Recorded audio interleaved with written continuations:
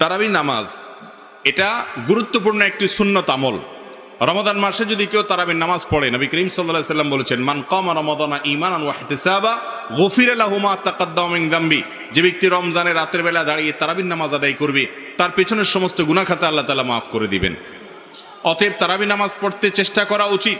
কিন্তু কোনো কারণে যদি কেউ তারাবি নামাজ না পড়েন, তার কারণে তার রোজা হবে না, এমন কোনো কথা পৃথিবীর কোনো আলেম, কোনো ফকি বলেন নাই। অতএব যদি কেউ তারাবি পড়তে নাও পারেন, রোজা তাকে অবশ্যই রাখতে হবে। তারাবি মিস হলে গুনাহ হবে না, বড় গুনাহ কবিরা গুনাহ হবে না, কিন্তু রমজানের রোজা মিস হলে কবিরা গুনাহ হবে।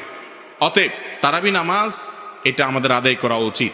এটা যদি ছুটে যায় কোনো কারণে, হঠাৎ কোনো একদিন একা একা পড়ে নেব। আর যদি অসুস্থতার কারণে শরীর খারাপ লাগে, পড়লামই না, একদিন বাদ দিলাম হঠাৎ করে, তাহলে ইনশাআল্লাহ বড় কোনো গুনাহ হবে না। বা কিন্তু অলসতা করে যদি আমি বাদ দেই, তাহলে সেটা অবশ্যই ক্ষতির কারণ।